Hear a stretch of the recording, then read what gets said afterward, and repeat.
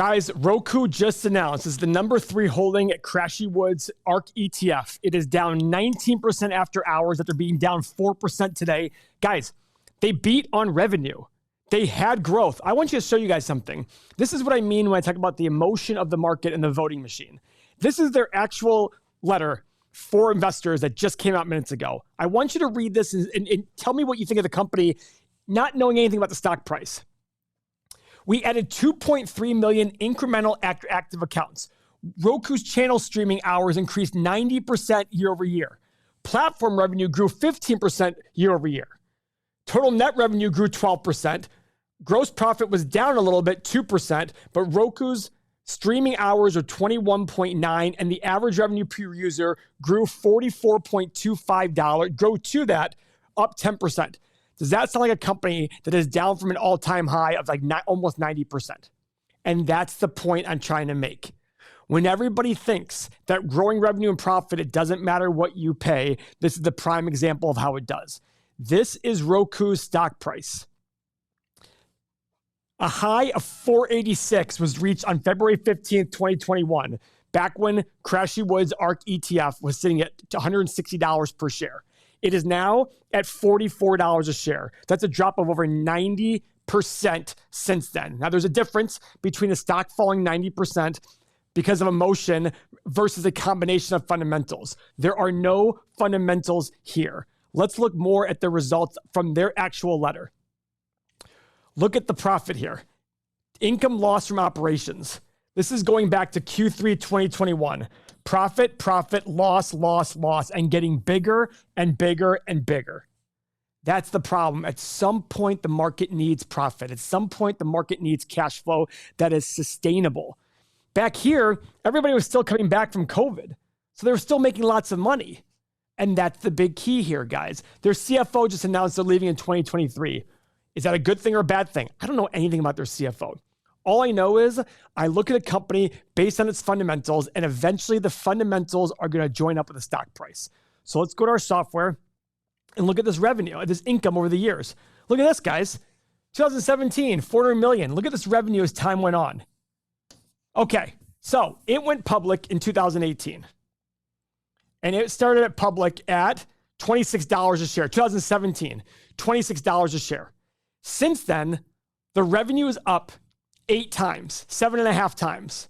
The stock is only up 80%. Why? If I told you back in 2017 that in 2023, the revenue will be up 7.5 times, you'd say, oh my God, the stock is going to go through the roof. It has not, because it's still possible to overpay for a good thing. And that is what happened. They still need to be able to show revenue and profit. Growth is wonderful. And growth is one of the most important aspects of investing, as we see in our stock analyzer tool. But it's possible to overpay for a good thing. It's possible to overpay for disruption. Just go ask your friend Crashy Wood. That's my friend Crashy Wood. That stock is going to probably get worse. I don't know what it's worth. You know why? Where's the profit here? I have nothing. They had 1 year of full profit. 1 year. Other than that, it's been negative. I mean, I don't know how to value this company. And the year it was profitable was the year coming off of COVID when everybody had to sit at home and watch TV. And that was it. That is the whole point with all of this, guys. I don't know how to explain this any simpler than if you have to understand this. And guys, if you're hearing this and going, this is awesome, subscribe. If you're hearing this and going, this guy's an idiot, he's going to say stupid things, please still subscribe, because I'll say even dumber things for you then. Just subscribe to the channel, because we've already released 3 or 4 videos today. We release 2 or 3 videos on a consistent basis, and you'll get active reactions from us on stocks. It is currently 4:17 p.m. Eastern time. Watch your clock to see when this thing was posted. It'll probably be posted in the next 20 to 30 minutes. We're the most active finance channel. But back to Roku. I'm looking at Roku saying, listen, we love Roku. We have rental properties in Mexico and Turks and Caicos, and we use Roku for our TVs there. Tim uses Roku. I happen to use Apple TV, but Roku is a great service. But it's still possible to overpay. In the long run, stocks are a weighing machine. In the short run, a voting machine. And right here, Roku was the most popular kid in class. And since then, he's OJ. Just went from super popular to completely unpopular. That's what happened here. And that's okay. And it's not meaning that Roku is going to go away. I don't know what's going to happen with Roku, but I don't know how to value Roku. I will say this. The one thing I like about Roku, their gross margin is 48% and their price to sales ratio is 2.4. So when a company doesn't have any profit, I like to look at the price to sales ratio and look at that and say, hey, for a company that has this kind of margin, is that reasonable or not? It might be very, very reasonable because software businesses typically are the high single digits, like 6 to 10 on a price to sales ratio. But they still need to figure out a way to get profitable. And there's a lot of competition in this space, especially from Apple. Apple's huge competition for Roku, huge competition. And at that point, you gotta sit there and say, who's gonna win that battle? I don't know. But for me, Roku is in the too hard pile. I don't know how to make heads or tail of the stock price. But let's go look at the stock analyzer tool and analyst estimates to see what they think. So this is what analysts think about the company. They foresee losses for considerable future here, guys. So that means Roku has to do one of two things. They got to issue debt to pay for those losses or issue a ton of shares to pay for those losses. And when you issue shares, you're diluting all the owners in the business. You're giving less and less ownership to the people who already have ownership. If I have 10 shares in a company and I own one of them, and there's 10 shares for the company, I own 10%. If they issue 5 more shares, I now own 1 share out of 15, not 1 share out of 10. My ownership went from 10% down to 6.6%. I got diluted. All right, what about revenue? But look at this revenue growth. It's going to double. They have it doubling, but the profit's not there yet. So how do we use stock analyzer tool? With this company, I have no clue. Why? There's no profit to go off of. I don't know what's going to take this company to become profitable. But let's go make some assumptions just to see if it's reasonable.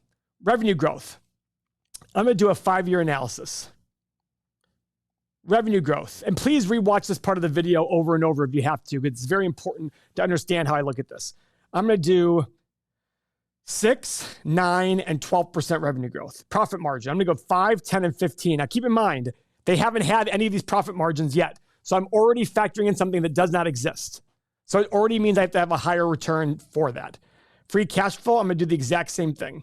PE, 14, 16, and 18, because it still has growth potential, and same with the price of free cash flow. I just don't know because we have no clue, but historically, the average for companies is 15 or 16. Okay.